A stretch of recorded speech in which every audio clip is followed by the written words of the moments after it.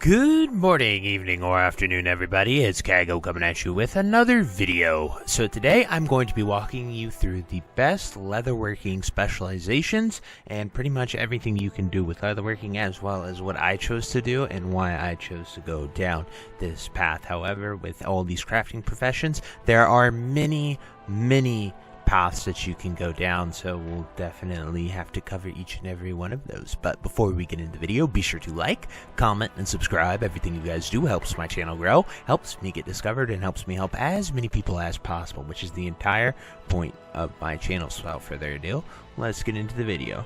So as always, there is a big focus with every profession on the one most important thing to making a profession awesome, and that is profession knowledge. Now, in order to get profession knowledge, it took me about like 8 minutes to 10 minutes to explain every single way, and I got tired of that being the intro for every single profession video, so I have moved it to a video of its own where I go through step by step every way to get profession knowledge so that you guys can have it done for you, and that will be in the description of this video down below, so check that out if you want to see how to get profession knowledge.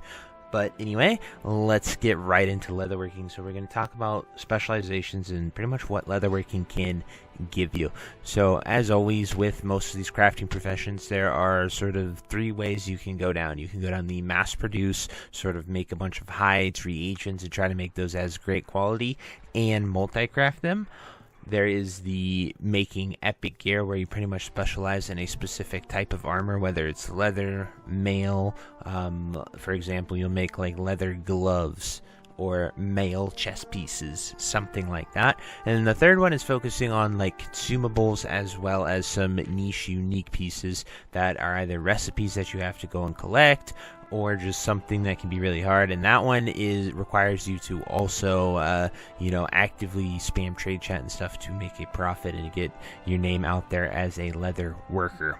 So before we go any further, make sure that you get your profession gear. The tool set and the cover are going to be the same, so just make sure you get 564 of those. The tool really can be anything depending on what you want. So you can get crafting speed, you can get ingenuity, and you can get resourcefulness. So as you can see, I went with ingenuity here on this knife, and I also got it enchanted with ingenuity so I can focus on making some high quality gear. So anyway, let's dive into specializations. So there are 4 specializations. There is learned leatherworker, luxurious leathers, concentrate chitin, and flawless fortes. And now these are going to be each of the specs. This one focuses on making unique things and specialized armor, so this can be very profitable if you want to be that specialist. So every single profession, regardless of what it is, has a basic thing that you should always do and max out. So right here I went with learned leatherworker. This improves your ingenuity and concentration, so this can be very nice for any of those patterns that are focused on crafting some really high-end gear. And if you are going for a pure multi-crafting build, then you only really need to put in 5 points here, so you get the sub-spec of your choice, or you can go to 15 points to get the 2 that you would use for a multi-crafting build. You do not need to complete this, because unlike the other ones, this only gives ingenuity per point in this spec. It does not give multi-craft and resourcefulness like we've seen with quite of the others. So then we have to look at these 3 things. So then you have waste not, which is resourcefulness. This will use less materials and give you back more. And then there's multi-craft. This is the sort of what you want to focus those 2 stats. If you are going down a reagent or consumable or just anything that you can make multiple of, you want to focus on those 2 stats. So I'd recommend 15 points here. I almost always go with multi-craft first, and then eventually you'll come back to resourcefulness, but resourcefulness is too much RNG for me. I like the RNG of multi-craft. It's a lot more grounded, and you can sort of do math to see if you're going to be profiting with it. But anyway, I went 30 in here because I'm going for a specialized armor making build here.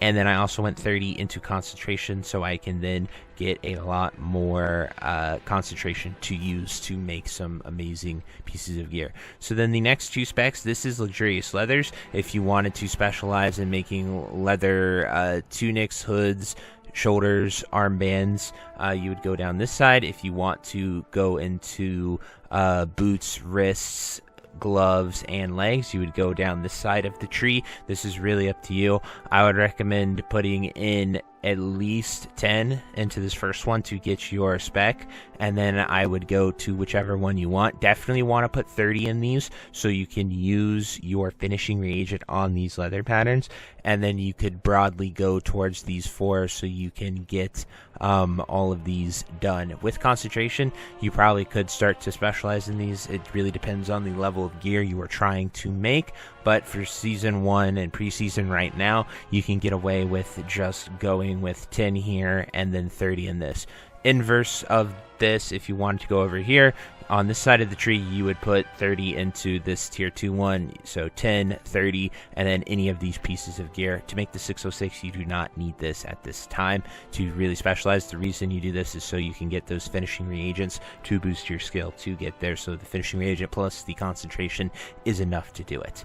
So next we have concentrate chitin, and this is the exact same thing as what I just told you, but with male. So if you want to make male chests, guises, shoulders, or wrist armors, you would go here. If you want to make male boots, wrists, gloves, and waist and leg armor, you would go here.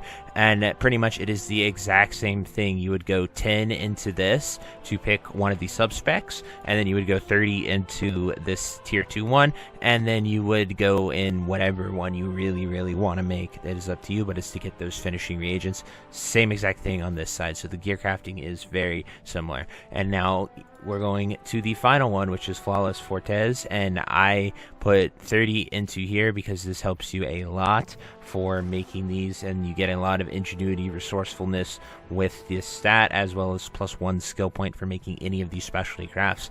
Now I am also now working on epic ensembles and pushing it to making profession equipment. Now this is a super niche thing to target, and to make profit with this, I'm going to have to get the high in profession recipes, and in order to do that, I need to get the 150 artisan security, and then I need to go to Dornagal in the vendor Leandral in order to get these patterns. This is the artisan security vendor who is right behind me in the Crafters Hall right here in Dornagal. So in order to do this, you need to get artisan security. So after you've learned all your diagrams here, this is a weakware that you can definitely get in order to get these profession knowledge things. But I have hard focused this, and I haven't got around to this character's tailoring, but a great way to get artisan security is to go to your profession table and fulfill these patron orders. So every day they reset, and you want to make sure you're tackling these patron orders. So what I'm going to do is essentially use tailoring on this character, do a passive sort of bolt making build that utilizes those 10 cooldown bolts for the light weave and dusk weave bolts, and I'm going to use his artisan security from all the tailoring patron orders, as well as just leveling up tailoring in order to make a lot of artisan security to then buy these patterns and recipes to then target farm people and make people some really good pieces of profession equipment. So that is what I plan on doing with my build, and that is where this build yields profit personally. I'll let you know how it goes in the future because I haven't really done it, but I figured I'd switch it up instead of showing you guys multi-craft reagent builds, which I've done in the other videos. So anyway, that is all for the leatherworking within the War Within. Definitely, if you have any questions about spec, why I went what I went, and where I would recommend going, definitely feel free to ask. That's what these videos are for, putting them out there, walking you through all the specs and what you're able to make. So anyway, I truly hope you enjoyed this video, and until next time, I'll see you later. Have a great day. Bye-bye. Hey you. Yes you. Are you still there? Well, I appreciate you for taking the time to watch this entire video and making it to the end here. If you enjoyed this video, definitely check out the other videos about World of Warcraft listed in these playlists down below. And thank you again. Have a great day. Bye-bye.